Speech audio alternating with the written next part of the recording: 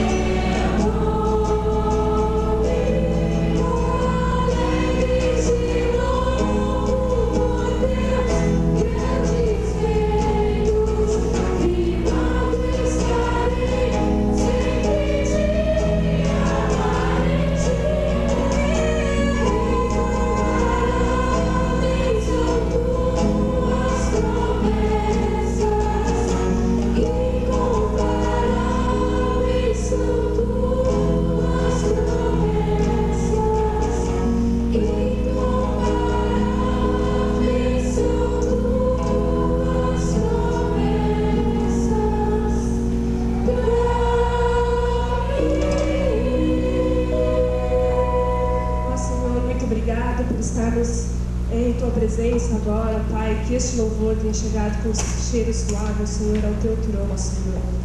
Ó Senhor, que o Senhor possa estar edificando a vida de cada um aqui, ó Pai, suprindo a necessidade de cada um, ó Pai. Agora, especialmente, queremos agradecer pela vida do Silas, que está conosco aqui de novo, ó Pai. Tu sabes o quanto oramos por ele, ó Pai, e quanto o amamos.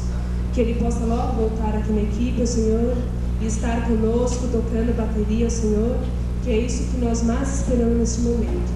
Mas temos certeza que o Senhor já começou a fazer uma grande obra na vida dele, e com certeza nesta equipe, ó Senhor. Muito obrigado pela vida de cada um. São as vezes que eu te oro, peço e agradeço. Em nome de Jesus, amém.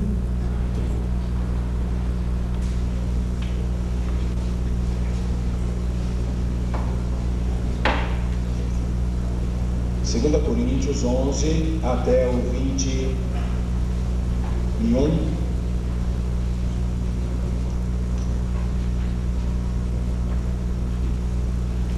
E vou pedir aos irmãos que leiam, participem da leitura, lendo os versos pares.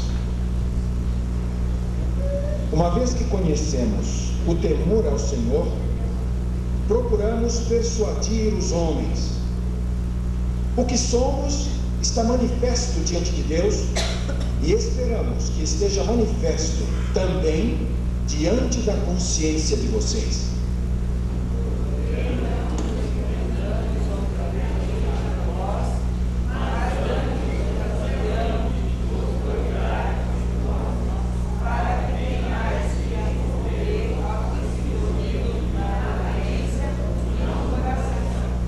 Se enlouquecemos, é por amor a Deus. Se conservamos o juízo, é por amor a vocês.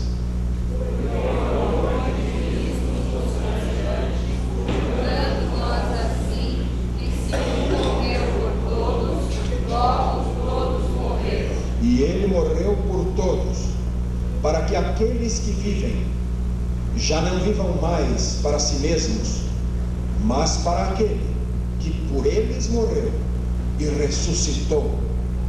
Assim, daqui por diante, a ninguém conhecemos segundo a carne, e ainda que também tenhamos conhecido Cristo segundo a carne, contudo agora já não conhecemos deste modo.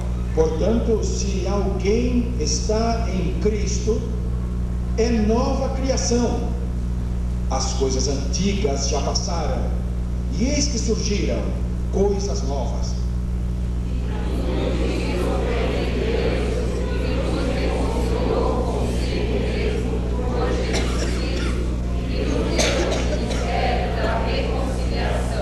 Ou seja, que Deus em Cristo estava reconciliando consigo o mundo, não levando em conta os pecados dos homens, e nos confiou a mensagem da reconciliação. Que somos embaixadores da parte de Cristo, como se Deus por nós rogasse. Rogamos, pois, da parte de Cristo, e que vos reconcilieis com Deus. Deus tornou pecado por nós aquele que não tinha pecado, para que nele nos tornássemos justiça de Deus. Amém. Irmão Jeremias Conheiro vai fazer uma oração ao Senhor por nós.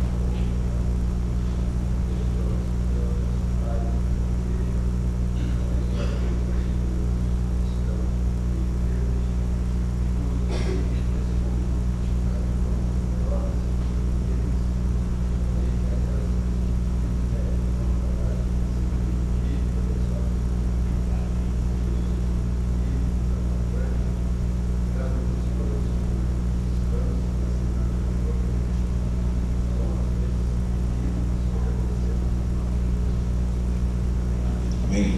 Vamos ter um momento agora de adoração. A Wagner estará cantando enquanto ela se aproxima. Eu quero informar o irmão Luiz Rico, que foi internado hoje à tarde no hospital da Polícia Militar. A cirurgia vai ser amanhã cedo, às 8 horas da manhã. Queremos continuar contando com as orações dos irmãos. A irmã Sandra Rico Diniz também estará se submetendo a uma intervenção cirúrgica no dia 6. Dia 6 é quinta-feira, não é isso? Então ela estará se submetendo também a esta cirurgia e nós contamos também com a oração da igreja. Na sexta-feira nós estaremos indo para Taubaté. Então, o irmão Silvio Moreira. Que hora é a saída, irmão Silvio Moreira? 7 horas da manhã. Os irmãos que estão planejando sair, então queiram se lembrar do horário. Bom, 7 horas da manhã, vamos lá para a residência do casal Naime, vamos passar lá amanhã e parte da tarde com eles. Isso, se alguém estiver interessado em ir conosco para Taubaté na sexta-feira, procure o Silvio depois para acertar com ele.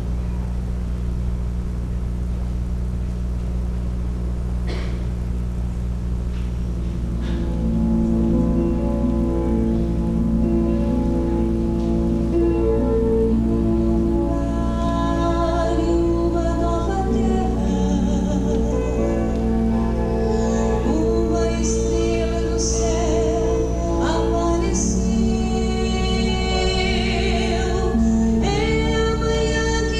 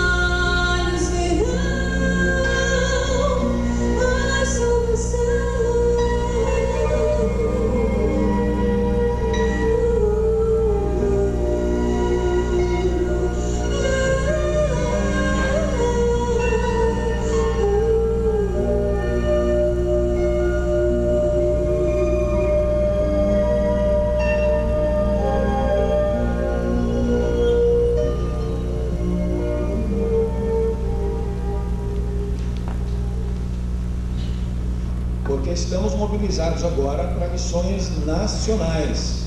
Temos um desafio a mais este ano pela frente, e agora o objetivo é o trabalho das missões no Brasil. Temos aqui o quadro com a divisa, o tema, não é isso? O alvo. Nossa promotora, por favor.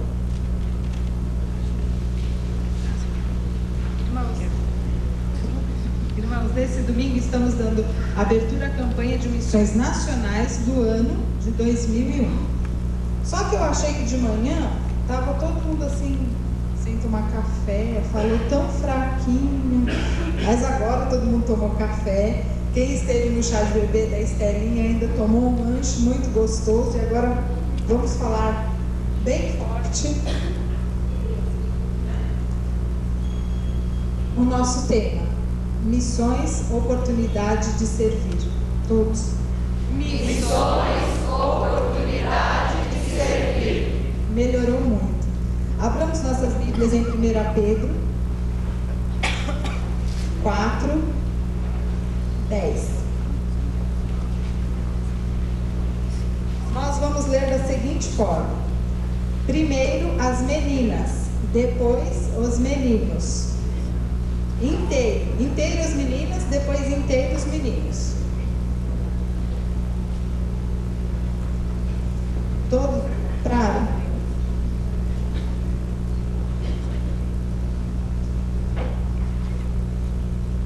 Vamos às meninas? Cada um administre aos outros o dom como recebeu, como bons dispenseiros da multiforme graça de Deus. Os meninos.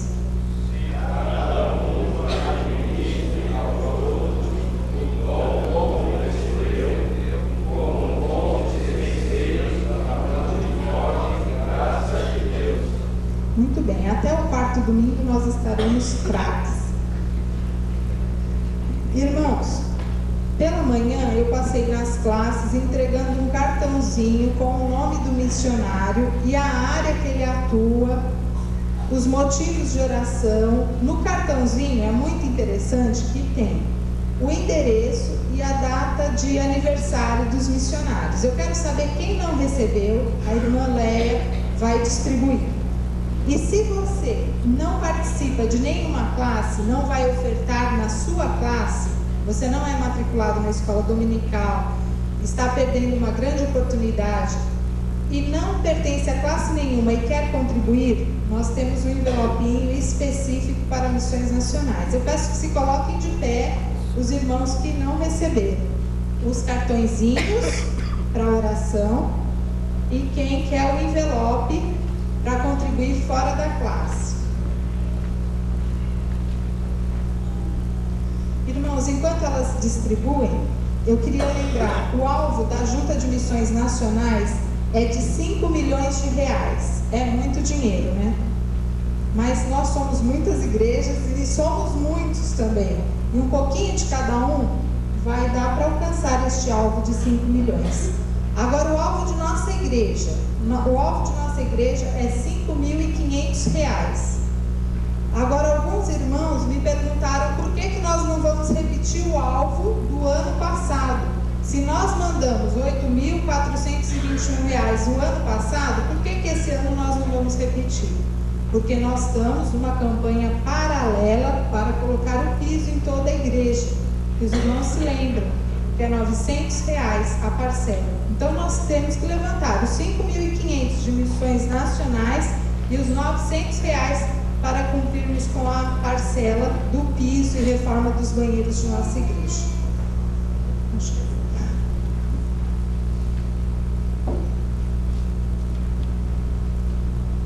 O alvo é o mesmo e também o objetivo final poderá ser o mesmo do ano passado, tá certo? Então nós estamos repetindo o alvo e em vez de trabalharmos sobre o resultado final, que foi 8.400, quase 8.500, foi o resultado final, nós estamos propondo o mesmo alvo, o resultado final poderá ser o mesmo. Há uma outra campanha então em andamento, a reforma que nós vamos proceder é na parte externa, e nós vamos subtrair então do total essa importância que vamos aplicar aqui. A única diferença: o alvo é o mesmo, o objetivo final poderá ser o mesmo, até mesmo ultrapassar, se Deus assim nos abençoar, nos der esse privilégio de darmos uma forte resposta para missões nacionais. O Brasil precisa desesperadamente do Evangelho de Jesus Cristo, de verdade, um Evangelho transformador de corações. Religião tem muito, igreja tem muita, cristianismo tem muito, e precisa é Evangelho de verdade. Poder transformador. Nosso Brasil precisa muito. E se amamos o Brasil, vamos mostrar, permitindo que ouça, o brasileiro ouça, que Jesus Cristo é a única esperança. Nós vamos agora ouvir mais uma vez a irmã Wagner cantando louvores ao Senhor.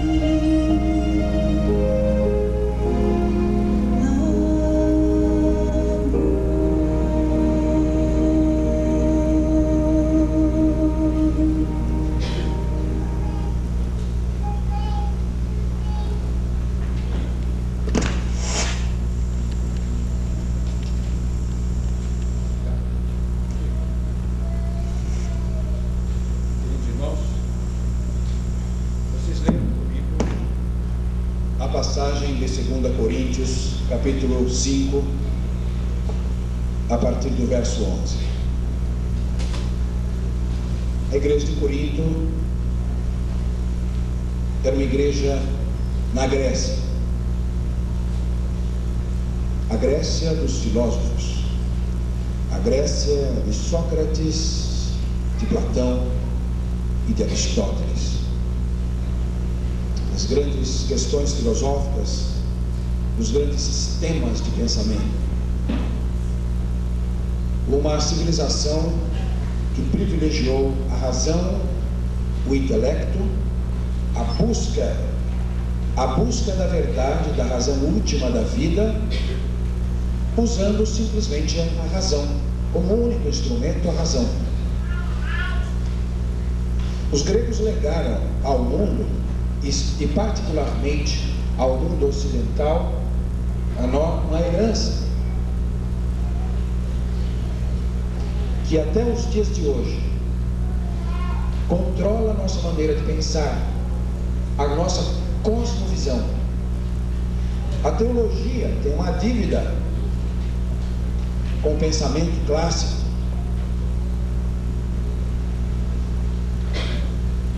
Paulo esteve lá. Esta igreja de Corinto nasceu com a pregação do apóstolo. Ele estava fugindo da igreja de Tessalônica, onde fora perseguido, precisava sair às pressas, e ele passa em Atenas, fica pouco tempo em Atenas, prega o evangelho no Areópago em Atenas, tem alguns resultados, mas Atenas é uma cidade muito difícil, porque é uma cidade muito antiga, uma tradição cultural de muitos séculos, pensamentos já cristalizados, ideias já cristalizadas, e é muito difícil quando há uma tradição muito antiga, uma tradição que esgota a possibilidade de qualquer alternativa. Mas Corinto não, Corinto era uma cidade mais moderna. Ela havia sido destruída alguns anos antes, um pouco mais de 100 anos antes, por um terremoto, e depois ela foi reconstruída pelos romanos.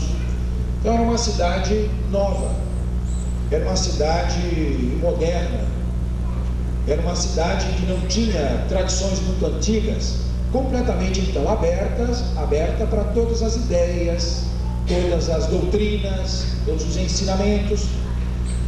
Além desta abertura que vinha de uma cidade jovem, havia também ali uma particularidade, e a particularidade era que Corinto era uma cidade portuária. Ela ficava situada no istmo de Curino, que é uma faixa de terra de mais ou menos 6 quilômetros, separando o Egeu do Adriático. De sorte que os barcos que navegavam, iam do Oriente, iam para Roma, iam para Espanha, esses barcos preferiam fazer uma parada em Corinto, em vez de fazerem um contorno do istmo de Corinto, que era muito acidentado e era muito sujeito às tempestades. Eles iam até Corinto, essas mercadorias eram descarregadas numa das partes, a mercadoria no braço de escravos era levada por terra, esses 6 quilômetros, reembarcada nos navios na outra parte. Hoje em dia, há ali um canal, foi feito um canal igual ao de Panamá, então já os barcos atravessam diretamente, ganhando cortando o caminho nesse percurso.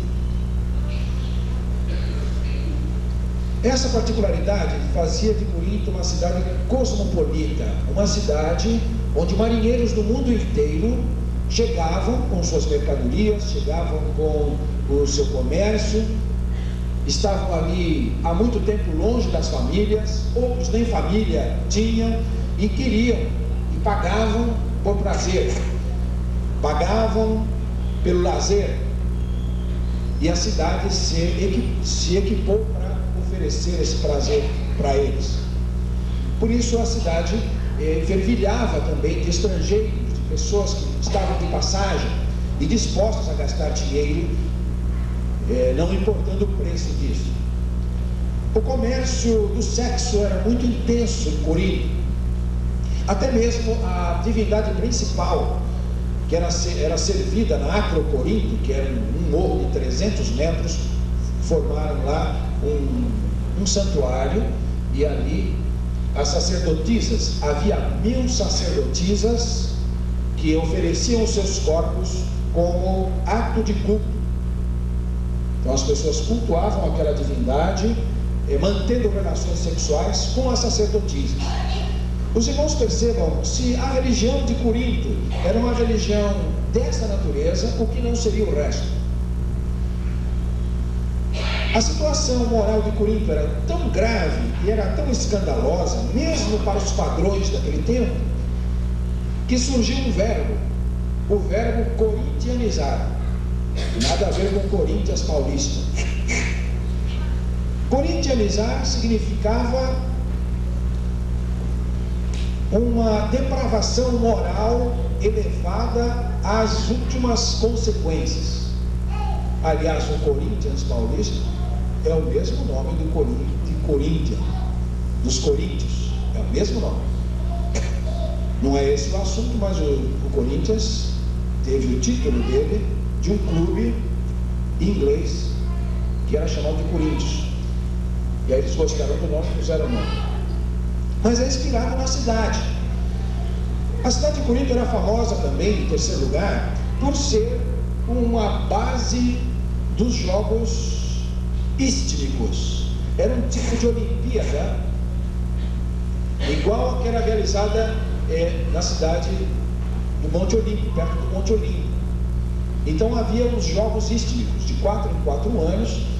Os gregos, os atletas, os corredores, os lutadores compareciam ali para ganhar os louros da vitória nas arenas.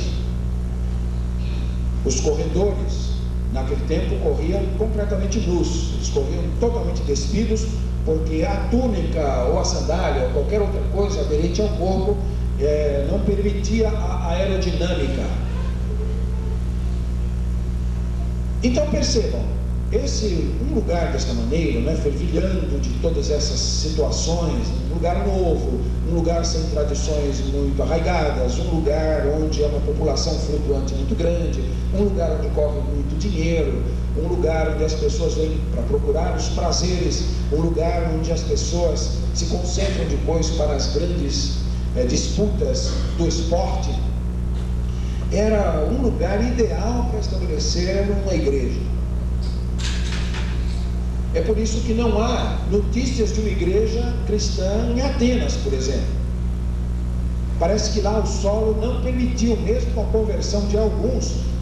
Paulo foi muito bem sucedido no sermão que ele pregou lá, mas para que uma igreja se estabelecesse, Atenas não foi um lugar favorável. Mas Corinto não. Corinto vicejou ali uma igreja maravilhosa. Paulo trabalhou ali pelo menos 2 anos e pelo menos 1 ano e meio em período de tempo integral. Paulo tinha uma profissão, ele fazia tendas. Todo judeu era ensinado uma profissão, um trabalho manual. Podia ser um homem culto, um doutor como Paulo, mas todos eles tinham uma profissão. Uma coisa interessante, não é? Homens intelectuais, homens formados, homens grande, da elite pensante entre os judeus, todos eles tinham uma profissão manual, um trabalho manual. Paulo não era a exceção. Então, em Corinto, ele recebeu uma oferta muito poderosa da igreja de Filipos e ele pôde parar de trabalhar. A oferta que a igreja de Filipos mandou para ele permitiu que ele encostasse a sua carteira de trabalho e ele ficasse 24 horas por dia pregando o evangelho ali. De sorte que a igreja de Corinto praticamente nasceu nos braços dele. Ele ganhou cada um daqueles crentes. Ele procurou levar alguns à maturidade, ele conviveu com as dificuldades, ele conhecia a fundo as pessoas daquela igreja, tinha um amor muito chegado, porque não era um pastor que chegara ali e encontrar uma igreja para dar continuidade. Foi um missionário, um pioneiro, que foi ganhando um por um, cada um é como um filhinho que nasceu. Ele diz mesmo, ele eram filhos dele, ele se sente como o pai deles. Ele vai dizer, olha, vocês vão ter outros mestres, outros pastores vão passar por aí, só que uma coisa, eu tenho uma glória em relação a vocês, eu sou o pai de vocês, e só pode ser um. Paulo escreve 3 cartas aos Coríntios. Pastor, na minha Bíblia só há 2. Eu sei que na sua Bíblia só há 2, porque a segunda se perdeu. Então há uma 3ª carta que Paulo escreveu aos Coríntios, que ele menciona nessa que temos como segunda, que seria a 3ª, que ele havia enviado uma carta, e ele diz alguma coisa do assunto dessa carta, perdida. Então, na verdade, ele envia 3 cartas à igreja de Corinto, 2 eram inspiradas pelo Espírito Santo e são preservadas na coleção sagrada. Uma igreja que lhe deu muitas alegrias e uma igreja que lhe deu muitas tristezas. Mas o amor é assim mesmo. O amor aceita as alegrias e desculpa as tristezas. O amor se sobrepõe ao que vem de volta. Evidentemente, o amor deseja, espera e merece um bom retorno. Mas se o amor é de verdade e eventualmente o retorno não vem, para o amor não faz muita diferença. E por isso que Paulo se ocupou muito com esses irmãos.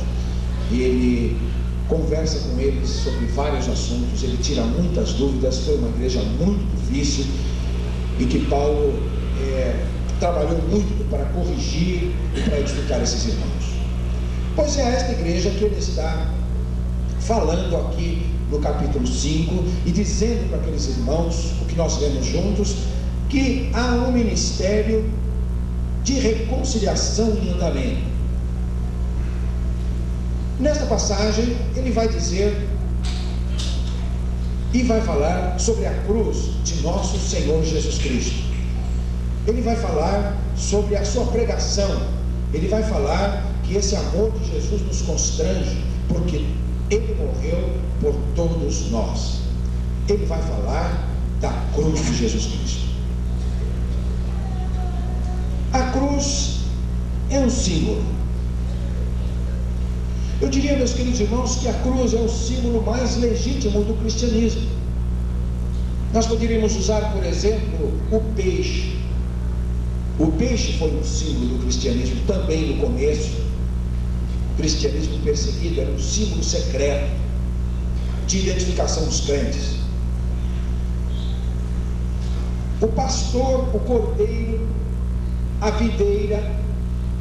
Então há vários símbolos que a igreja utilizou ao longo de sua história. Mas creio que o mais legítimo símbolo do cristianismo é a cruz. Na história desta igreja é uma coisa interessante. Vocês sabem que há uma fachada ali, e você chega, existem as colunas verticais, aqui à minha direita, lá fora, e em cima 3 coluninhas. Era para ser uma cruz ali, você sabia? Então a haste do meio que está ali era para ser uma cruz. Está no projeto original.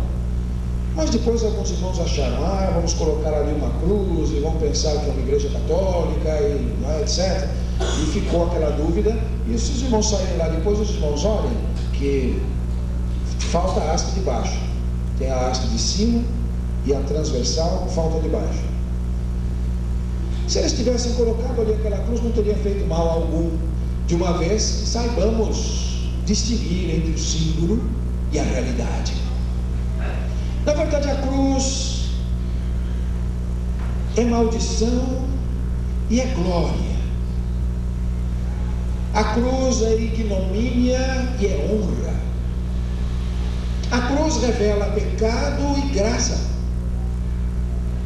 A cruz é ao mesmo tempo morte e vida.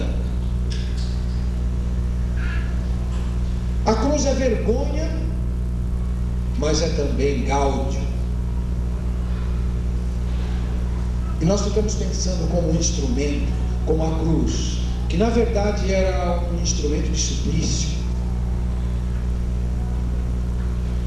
O suplício mais tremendo, o suplício mais bárbaro que o gênio humano já inventou para matar outro. Onde a pessoa era pregada com pregos,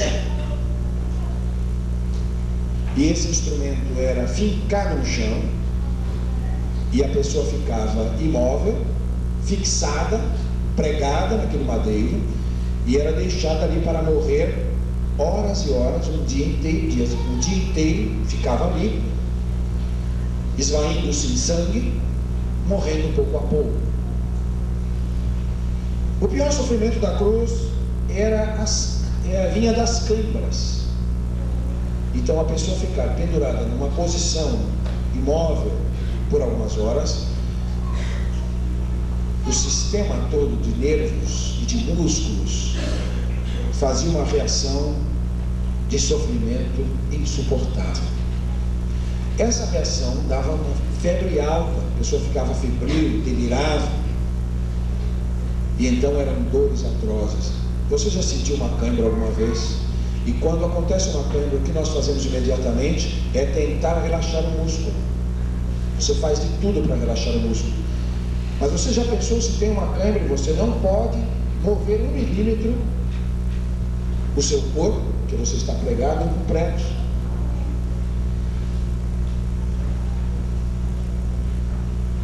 Não era rara a execução por crucificação no Império Romano.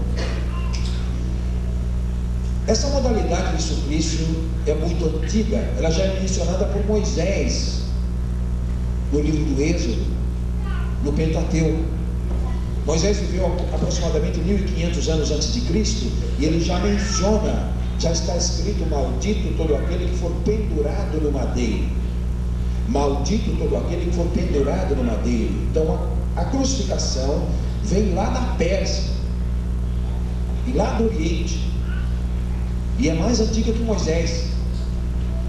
Os romanos adotaram essa forma de suplício reservada aos criminosos contra o Estado, aos sediciosos, aos que faziam revolta contra Roma, aqueles que representavam um perigo de desorganizar o império por alguma razão, especialmente as revoltas, aos crimes mais graves.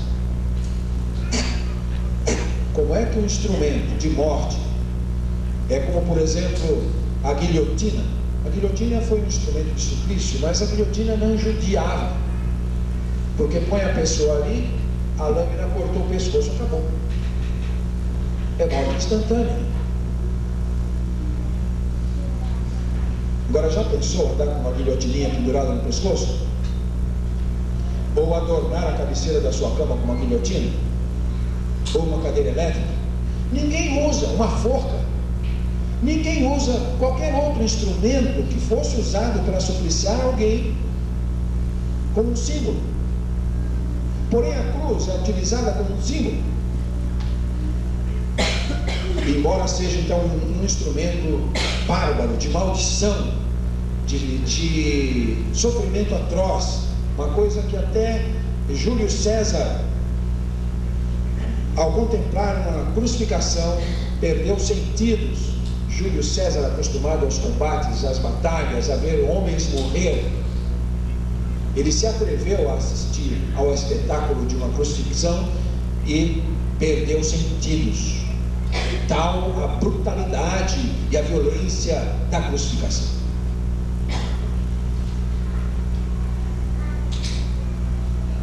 Quando os portugueses chegaram na ilha de Macau, no século XVI, eles construíram uma catedral, um ponto mais alto, na colina que dominava todo o panorama, e na fachada da catedral colocaram uma cruz enorme, para que as pessoas que chegassem, os marinheiros, os barcos, já ao longe, pudessem divisar aquela cruz. Aconteceu alguns anos mais tarde que um tufão muito forte derrubou a catedral. E como que uma ironia, ficou só a fachada com a cruz. Então, se nós pudéssemos visitar a ilha de Macau, hoje nós poderíamos ver essa fachada e a cruz enorme no seu topo.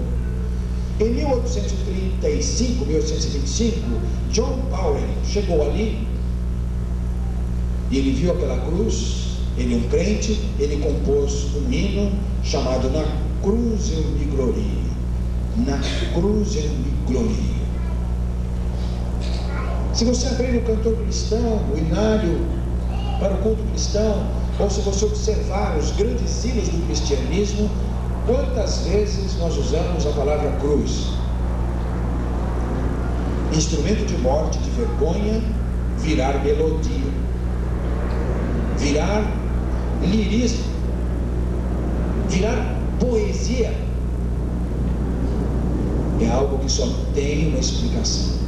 Algo aconteceu numa cruz um dia que tornou esse instrumento de terror em um símbolo de esperança. Algo aconteceu um dia, alguém foi crucificado. Entre os milhares de pessoas ao longo da história que foram crucificadas, consta que Espartaco, um gladiador que se revoltou contra Roma e foi vencido, foi crucificado com os principais líderes daquela revolução, na Via Ápia, de um lado e de outro, cruzes dos dois lados, e as pessoas viajando e vendo aquelas pessoas mortas, para desestimular qualquer outra revolta de escravos. Bem, não foi por causa de Espartaco ou de qualquer outro herói que esse instrumento de morte se tornou um símbolo de esperança. Foi porque um homem chamado Jesus de Nazaré morreu numa cruz, que dali para frente ela se tornou um símbolo de esperança. Ela se tornou o símbolo mais legítimo do cristianismo.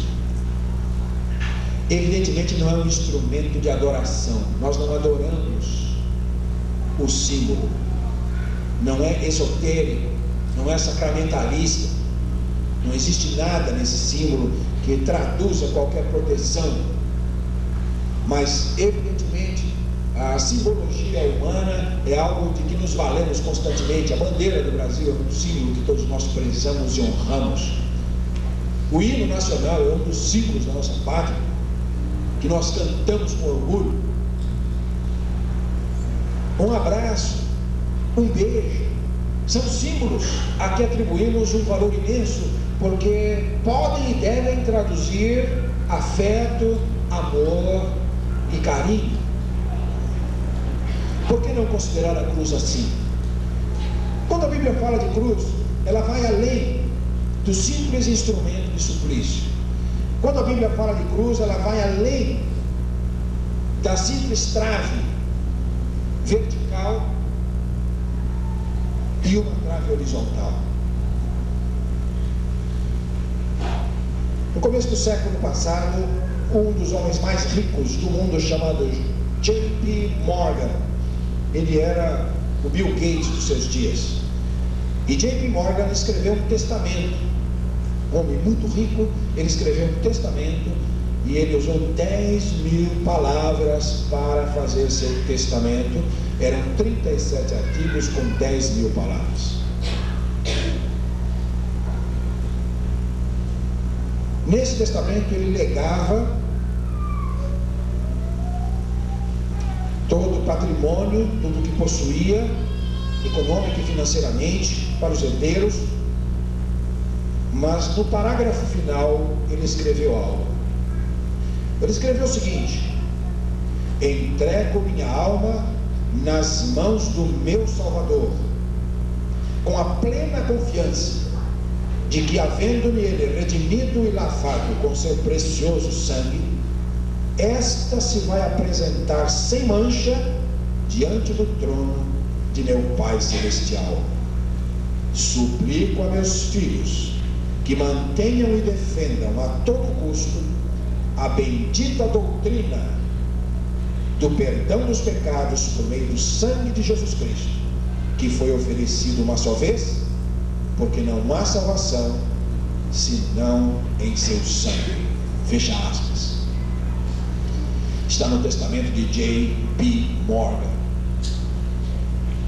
Todos os milhões de dólares que ele ganhou, toda a fortuna imensa que amealhou, um dos homens mais ricos do mundo, não podiam comprar o céu para Morgan. Morgan teve o céu porque reconheceu que o precioso sangue de Jesus Cristo tornou a sua alma redimida, lavada e capacitou-a para entrar sem manchas ante o trono do Pai Celestial. Toda a fortuna de J.P. Morgan não poderia lhe comprar um minuto no céu, mas o sangue de Jesus Cristo podia fazê-lo.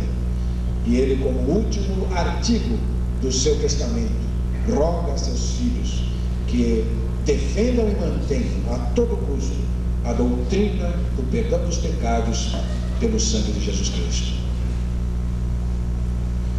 A cruz, pois, tem esse significado exatamente por esta razão.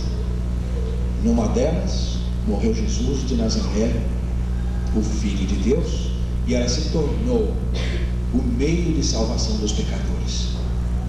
Na guerra hispano-americana, numa das batalhas na Baía de San Diego, um barco foi acertado pela artilharia, e esse barco foi a pique, e as ondas, o mar estava muito revolto, o mar estava muito bravio, as ondas ameaçando tragar os marinheiros que estavam sobre a água.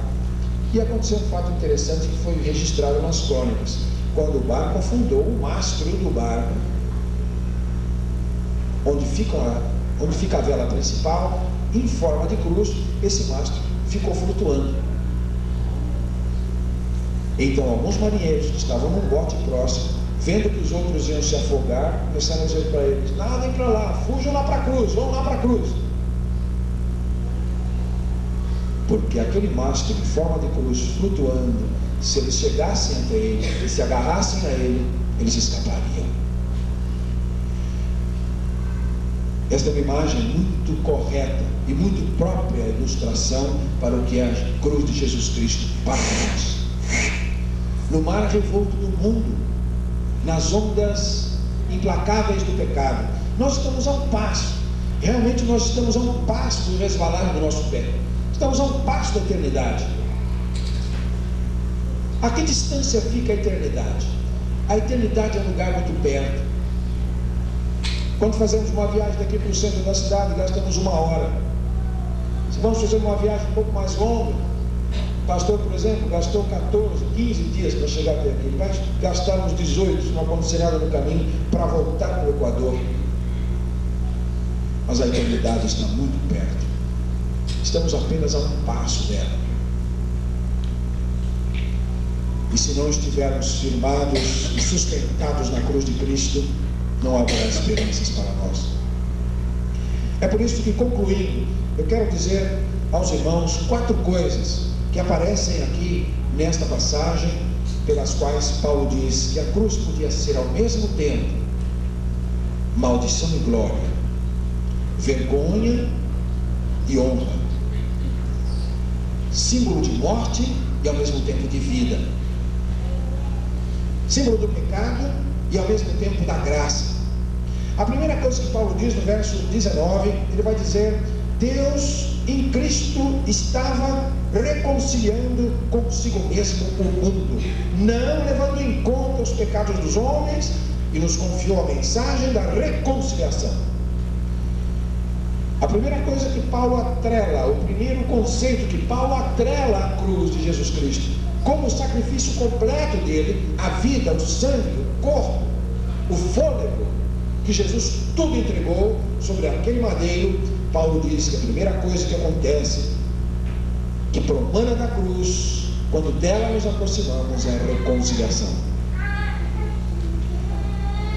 A Bíblia diz que o homem foi criado para viver em comunhão com Deus. Esse é o projeto original. Nós não fomos criados para nascer, crescer e morrer. Nós fomos criados para nascer, crescer e viver. Viver eternamente.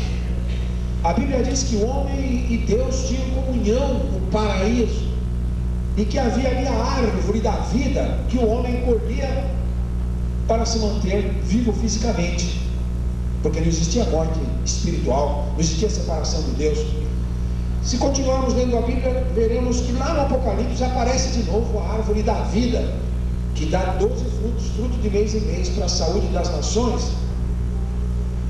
O acesso a essa árvore foi perdido, porque quando o homem pecou, Deus e o homem se separaram. Sabe o que aconteceu naquele dia? O homem fez uma decisão de se tornar inimigo de Deus. Aquele gesto de desobediência deliberado, consciente, é como se o homem estivesse dizendo: Deus, não quero mais servir-te. Deus, não estou disposto a andar nos teus caminhos. Deus, não estou confiando no que me disseste. Eu estou acreditando que eu posso ser como tu és. Eu estou acreditando que posso ser mais do que sou, se transgredir ao teu comando. Na verdade, virou as costas para Deus e aí perdeu a paz. Paz não é placidez, paz não é uma calma de espírito. Paz é amizade, é conciliação, é amor, é contato. E esse vínculo, esse elo de amizade entre o homem e Deus foi desfeito. Então houve uma ruptura. Na verdade, o mundo, a Bíblia diz que o mundo jaz no maligno, e é isso que quer dizer que está separado de Deus. Nós, às quintas-feiras, estamos tratando aqui sobre o pecado, a doutrina do pecado. Já 3 noites seguidas, Estamos falando com os irmãos sobre essa doutrina, e quem tem estado aqui conosco tem descoberto quanto a Bíblia tem a dizer sobre ele. Então, uma das coisas que ela tem a dizer sobre ele é que pecado é ruptura, é um estado de beligerância, uma declaração de guerra do homem contra a vontade de Deus. E quando ele fez isso, ele enfrentou as consequências de uma decisão consciente. O homem se alienou de Deus e foi para longe dele, no sentido espiritual da palavra. Portanto, a cruz é a única forma, é o único plano. Vocês cantaram aqui, Jesus, plano melhor. Não é um plano melhor, Jesus é o único plano. Não está certo essa teologia. Jesus não é plano melhor, não. Jesus é o único plano. Não existe outro capaz de nos conduzir de volta para a reconciliação com Deus. Não existe outra alternativa. Então a cruz concede a você de novo a possibilidade de voltar. Concede a mim de novo a possibilidade de reatar os elos de contato com o Deus eterno. E senhores, não há nada na vida mais precioso do que isso. A Bíblia diz que justificados pela fé nós temos paz com Deus por meio de nosso Senhor Jesus Cristo. Não é placidez, calma, tranquilidade, não. Paz aí é que você retorna, Jesus retorna à amizade perdida. Que maravilha tornar-nos de novo amigos de Deus. O registro da nossa vida não ser mais um registro de costas viradas, de rostos virados para Ele. O nosso registro não ser mais o registro da mentira, o nosso registro não ser mais o da hipocrisia, o nosso registro não ser mais o do ódio, o nosso registro não ser mais o da violência, o nosso registro não ser mais o da imoralidade. Nós vamos sofrer as tensões e as pressões de todos os pecados ao redor, mas o nosso registro é o registro da amizade. A cruz tem duas hastes, uma vertical e uma horizontal. A vertical demonstra que Jesus nos reconcilia com Deus, o homem com Deus, e a vertical nos diz que o homem se reconcilia com o homem. A cruz é resultado desta reconciliação integral. Homem com Deus na vertical, homem com homem na horizontal. A cruz é um sinal de mais. Então ela soma você com o reino, e soma um cidadão do reino com o outro. Nós somos o resultado desta soma que Jesus vai fazendo a cada dia. Gosto do livro de Atos quando diz: o Senhor acrescentava todo dia à igreja. O Senhor acrescentava todo dia à igreja aqueles que haviam de se salvar. A igreja é o resultado dessa soma diária de Jesus Cristo, através da cruz, acrescentando-nos ao corpo eterno do cabeça que é Cristo. Em segundo lugar, Paulo diz que a cruz promove a redenção.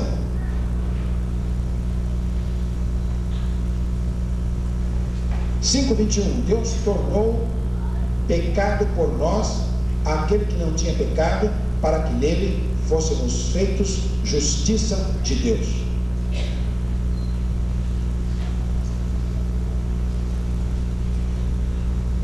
Nós tivemos uma bala essa semana passada, todo o Brasil, não é? Resgate, sequestro, ameaça de morte. E redenção tem a ver com isso. Para redimir é preciso pagar resgate. Alguém disse o seguinte: esses sequestradores da Patrícia Bravanel não estavam bem sabendo o que estavam pedindo para o Silvio Santos. Pedir 500 mil reais para o Silvio Santos é muito pouco. Se souber fazer a conta. Mas se tivessem pedido 5 milhões em vez de 500 mil, se tivessem pedido em dólares, se ele pudesse pagar, ele pagaria, porque era a única maneira, humanamente falando, de ter a filha de volta. Não é verdade? Os sequestradores só queriam isso, a satisfação financeira do seu propósito. Apostaram que estavam tirando do pai o que tinha de melhor. e que ele não hesitaria em pagar o preço para liberar a sua filha. Essa é a figura bíblica que Jesus fez, gente. Essa é a figura bíblica que Jesus fez. Jesus fez seu resgate. Jesus fez o seu filho resgate por nós. Então é por isso que não há outra maneira de você se aproximar de Deus a não ser por essa via, o resgate. Quando alguém é sequestrado, dando certo o plano do sequestro, a única via de escapar é o pagamento do resgate. Espiritualmente, a cruz é Deus pagando o resgate. Por isso, quando você chegar lá e bater no céu, e o anjo te perguntar: por que eu devo deixar você entrar aqui? Que resposta você vai dar? Quando o anjo lhe perguntar por que razão eu devo deixar você entrar no céu, o que você vai dizer? Eu frequentava a igreja batista do quarto centenário. Não vai entrar. Não vai entrar.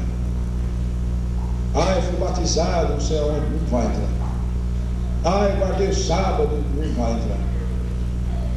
Eu era dizimista fiel. Não vai entrar. Eu era pastor missionário. Não vai entrar. Porque o resgate não foi pelas missões, o resgate não foi pelo dízimo, o resgate não foi pela oração, o resgate não foi pelo batismo, o resgate não foi pela igreja. O resgate foi por Jesus e este crucificado. Maravilha, quando chegar o nosso momento e nós fecharmos os olhos aqui, e nós abrirmos os olhos lá na porta do céu, e o anjo perguntar: por que razão devo deixar você entrar? Você vai dizer: porque eu aceitei o resgate, eu confiei no resgate. E você entra. A terceira palavra usada aqui é a palavra regeneração. A cruz promove o novo nascimento.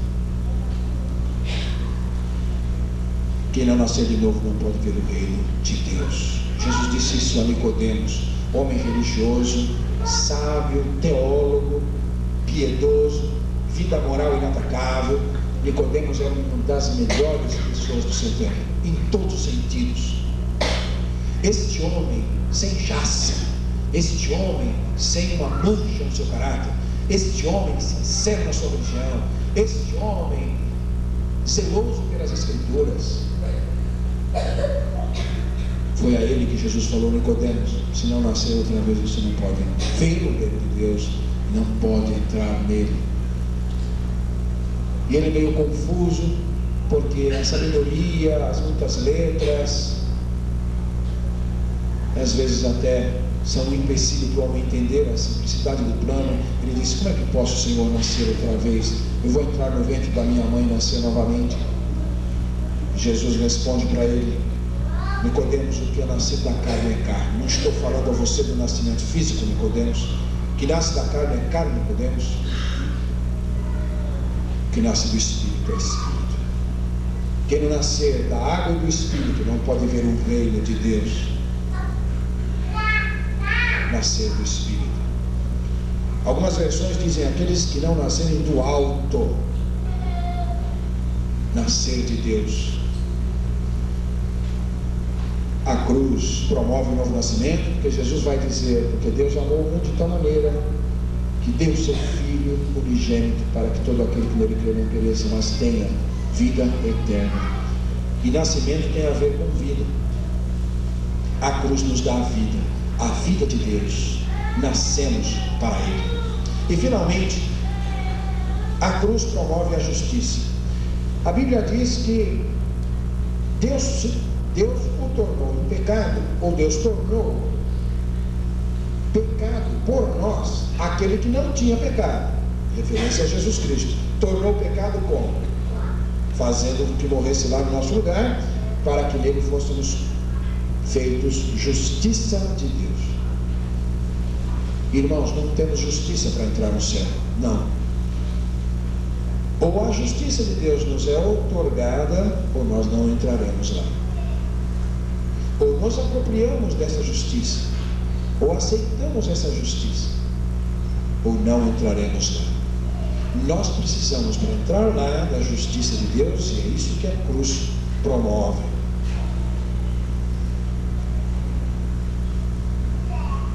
Que maravilha quando o dia do juízo chegar.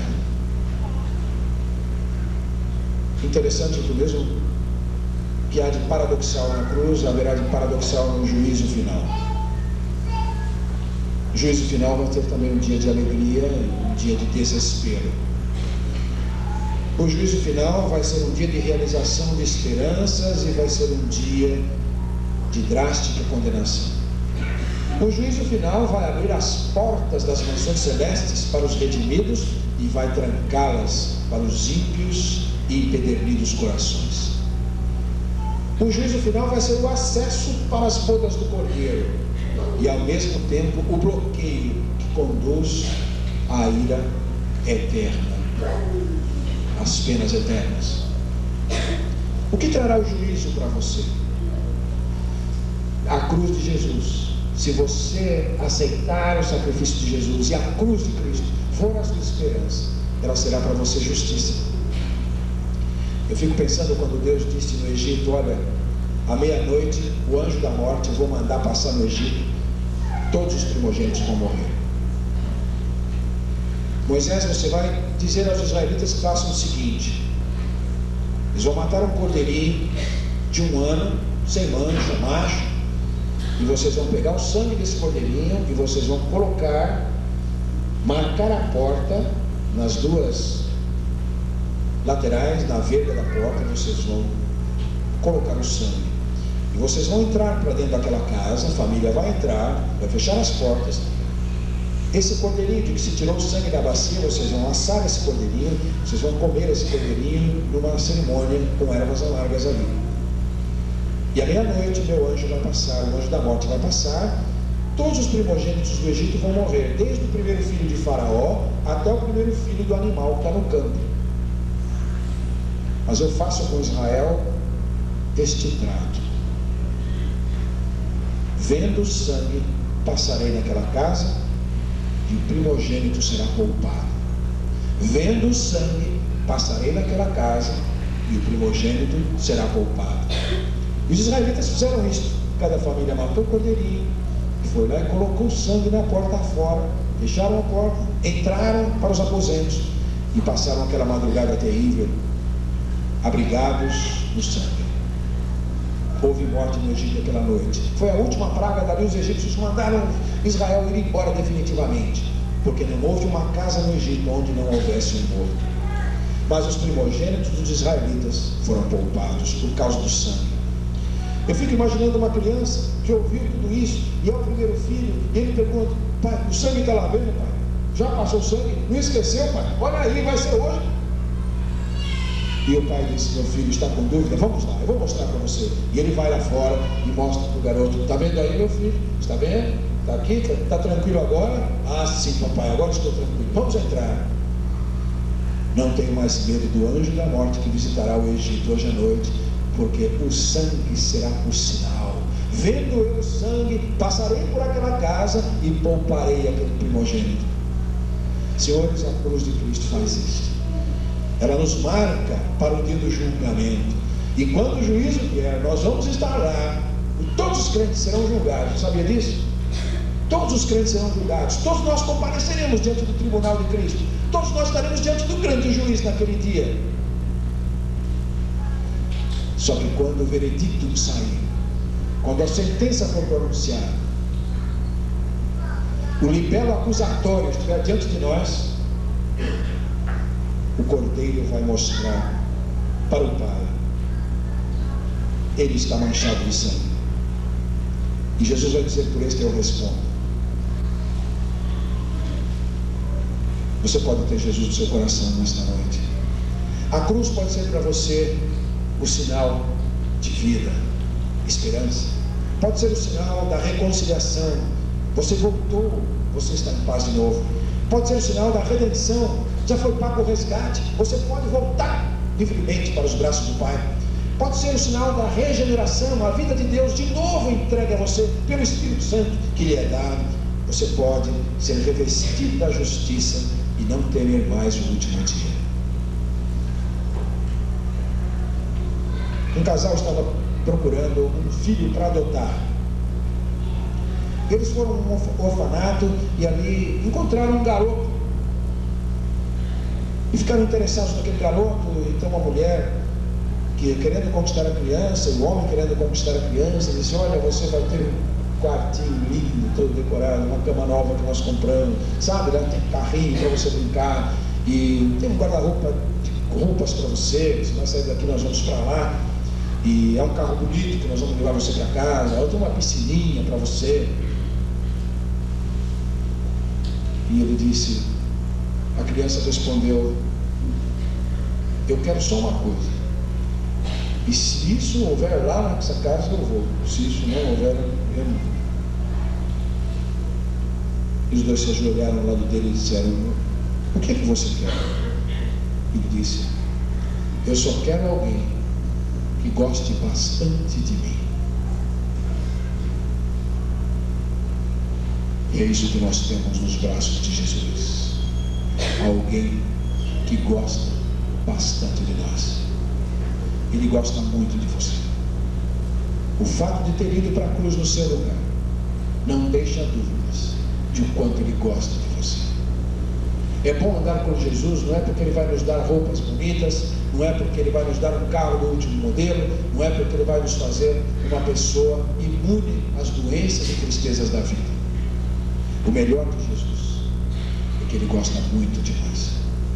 Aceite-o nesta noite, receba-o no seu coração. As bênçãos da cruz serão suas e ninguém irá jamais tirá-las. Vamos ouvir o grande coro.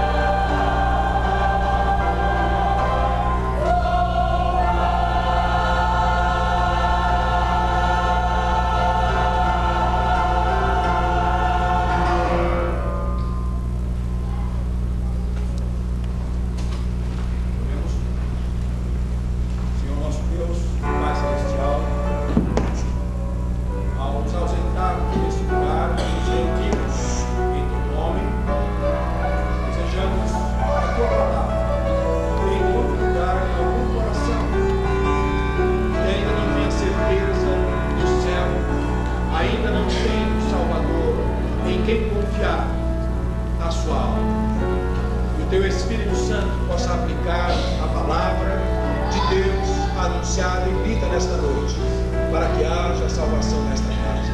E nós te agradecemos pela presença dos irmãos, dos amigos, particularmente do Dalbete, da Ignel, nossos irmãos lá do Ceará, pela presença deles conosco, que possam se sentir bem entre nós, voltar novamente ao nosso convívio, Senhor.